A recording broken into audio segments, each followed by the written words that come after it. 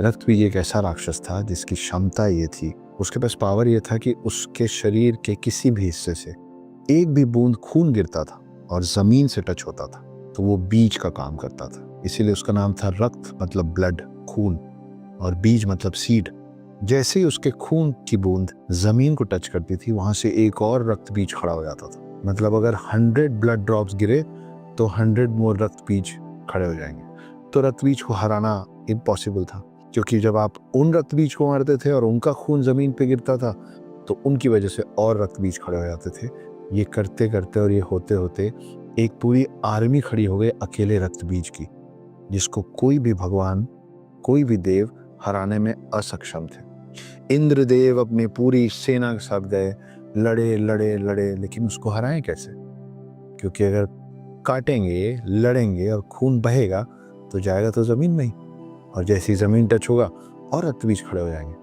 तो वो जितना रक्त बीज को खत्म करने की कोशिश कर रहे थे, रक्त बीज की तादाद, रक्त बीज का नंबर्स, रक्त बीज का पॉपुलेशन और बढ़ रहा था। जब कुछ समझ में नहीं आया तो सब गए काली माँ के पास और बोले मदद कीजिए। और तब असल में उन्होंने अपना रूप लिया। खूब सारे हाथ निकले, एक हाथ में आया खड़ग और दूसरे हाथ में आया कटोरा। काली माँ ने निर्णय किया कि ये राक्षस चाहे कितना भी हो, अब इसके खून की एक भी बूंद जमीन पर टच नहीं होने दूंगी, सब इस कटोरे में आएगा और इसको मैं अपने अंदर ग्रहण कर लूंगी। तो जब जमीन टच ही नहीं होगी तो रक्त बीज और नहीं होगा।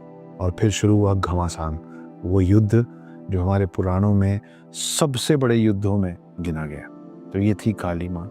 फाइनली काली माँ जीती। वो जो आप देखते हैं ना कि पूरा नरमुंड पहनी हुई है, हाथ में एक सर पकड़ी हुई है, उनके हथियार को, उनके वेपन को कहते हैं खड़ग, और एक हाथ में है कटोरा। ये है उसके पीछे की कहानी।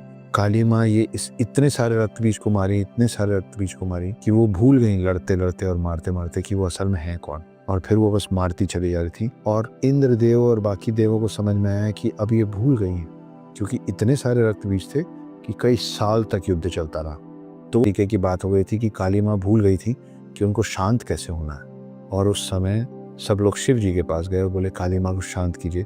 शिव जी भी काली माँ को शांत नहीं कर पा रहे थे, और इसलिए शिव जी उनके रास्ते में जाके लेट गए। और गलती से जब काली माँ का पाँव शिव जी की छाती पे रखाया, तब काली माँ को ये बात का एहसास हुआ कि उनसे कितनी बड़ी गलती हो रही। और तब जो उन्होंने जीभ निकाली, जब हमसे गलती होती तो हम क्या करते हैं, बस वो जब जीभ निकली बाहर, उसी तस्वीर को आप लोग काली माँ के साथ बचपन से देख रहे हैं। एक हाथ कटोरा, एक हाथ में खड़ग, नरमुंड, लाल जबान, और नीचे लेटे हुए शिव जी उनके पैर।